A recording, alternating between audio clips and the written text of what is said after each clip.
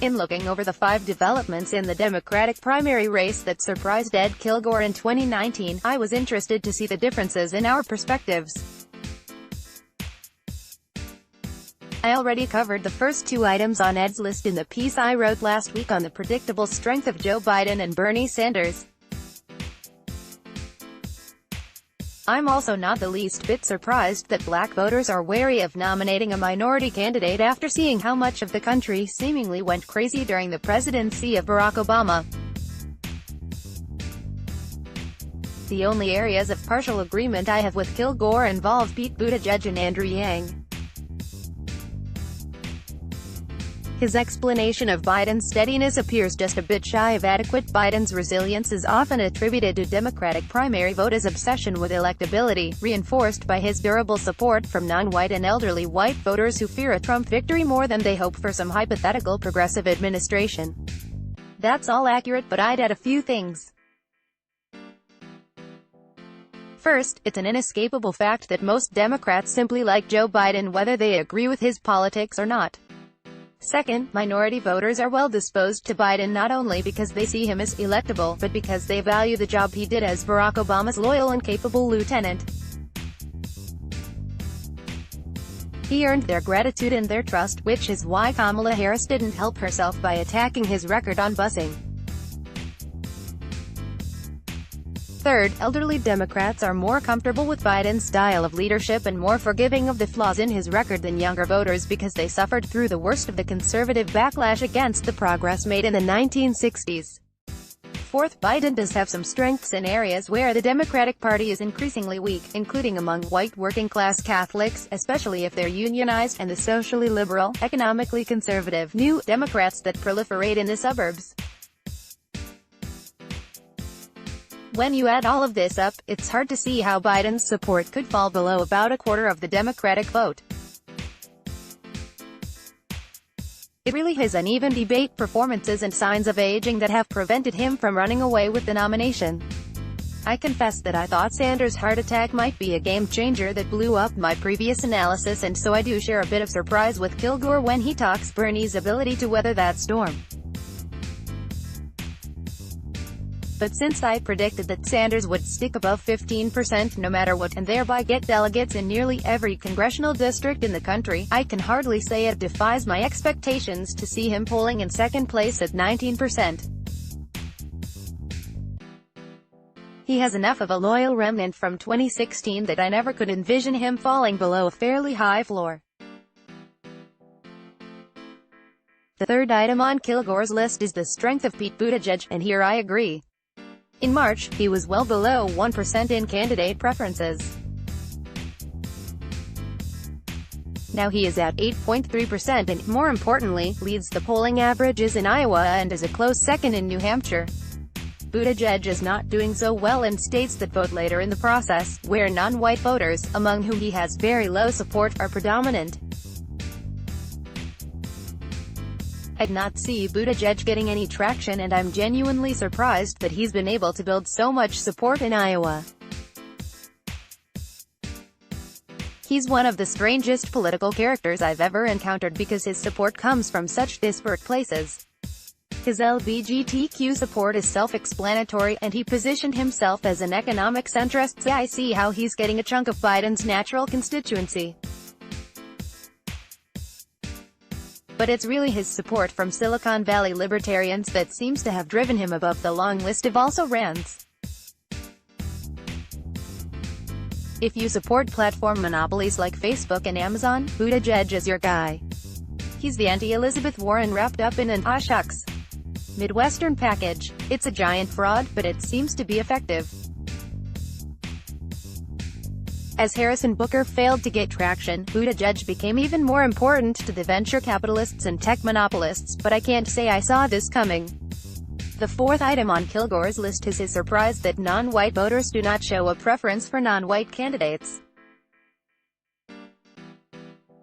Latinos prefer Biden to Castro and blacks prefer Biden to Harris or Booker, so we're not seeing any significant racial solidarity in terms of candidate choice. In addition to indirectly benefiting Buttigieg, this is probably the easiest thing to explain on the list. Trump has ridden a wave of racist backlash against the presidency of Barack Obama. This is terrifying to liberals of all types, but non-whites are obviously the most threatened by the rise of a white nationalist movement. It's natural to want to drain the blood out of this fever rather than risk feeding it with another minority candidate. This can be called an electability argument, but it's based in more than mere political fear. It's a fear of personal safety and loss of rights. Black and Latino voters are looking for protection and a return to normalcy, and that's a different kind of pragmatism than just who can win. The last item on Kilgore's list involves Andrew Yang. There have been a number of conventionally strong candidates who have dropped out or seem to be heading in that direction. Among them are Montana Governor Steve Bullock, Colorado Governor John Hickenlooper, and early Texas sensation Beto O'Rourke. And there are other barely surviving presidential prospects with pretty good resumes, such as Senators Cory Booker and Michael Bennet and Representatives Tulsi Gabbard and John Delaney. Andrew Yang has consistently outperformed them all. He has qualified for all 7 presidential candidate debates, including the upcoming event in Iowa, and is currently tied with Amy Klobuchar in the Real Clear Politics national polling averages. Yes, Yang has some interesting signature policy proposals, and yes, he's done well intermittently in debates, and yes, his fundraising totals have been impressive, and yes, he's got a social media gang spreading his word. But still, his campaign is overperforming any reasonable expectations. Yang was already doing surprisingly well when I decided to take a good look at him. So, I basically started analyzing his appeal after that appeal had already been demonstrated. It's hard to be surprised after the fact, but Yang's ability to hang on even as he comes under greater scrutiny is a testament to his talents as a politician and, especially, as an organizer. He's funny and charismatic, which goes a long way in politics and probably explains most of his success. But, to be honest, we shouldn't exaggerate the significance of his candidacy. He's polling nationally at 3.6% and in 8th place behind Tom Steyer and Cory Booker in Iowa. Most of the surprise pertaining to Yang is not about how well he is doing but that he's done better than well-established politicians like the governors of Colorado, Washington and Montana.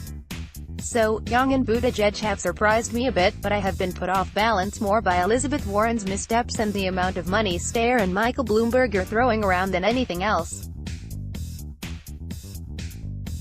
These are the wild cards I struggle with as I try to game out the Democratic nomination. And, of course, I have no idea how the eventual trial of Donald Trump will impact things. It could boost Biden, but there's a good chance that it will hurt him at just the wrong time. I guess I'll never understand how Warren became convinced that she needed to get off the themes that made her formidable and take the leftmost position on healthcare. She didn't need to fight on Bernie Sanders' turf. She needed to prove she could make a class-based pitch to Trump Democrats and compete among Labor Democrats in Rust Belt states. She needed to show she understood the concerns of minorities, and could be depended upon to support and protect them. The last thing she needed to do is fight over the white progressive vote with Bernie Sanders. But she planted her flag in the wrong place and all it did was put her back behind Bernie and in Nowheresville in the campaign. Before she made that error, I thought she had the best chance to beat Biden. I no longer think she has any chance of doing so. Happy holidays from all of us. It's that time of year when we all give thanks and look back in the year, and here at Alternate we give thanks to you. All of us are honored by your readership and support. We hope you and your family enjoy a joyful holiday season. Alternate's journalists work tirelessly to counter the traditional corporate media narrative. We're here 7 days a week, 365 days a year. And we're proud to say that we've been bringing you the real, unfiltered news for 20 years, longer than any other progressive news site on the internet. It's through the generosity of our supporters that we're able to share with you all the underreported news you need to know. Independent journalism is increasingly imperiled. Ads alone can't pay our bills. Alternate counts on readers like you to support our coverage. Did you enjoy content from David K. Johnston, Common Dreams, Raw Story and Robert Reich? Opinion from Salon and Jim Hightower. Analysis by The Conversation? Then join the hundreds of readers who have supported Alternate this year. Every reader contribution, whatever the amount, makes a tremendous difference. Help ensure Alternate remains independent long into the future. Support progressive journalism with a one-time contribution to Alternate, or click here to become a subscriber. Thank you. Click here to donate by check. Let's block ads. Why?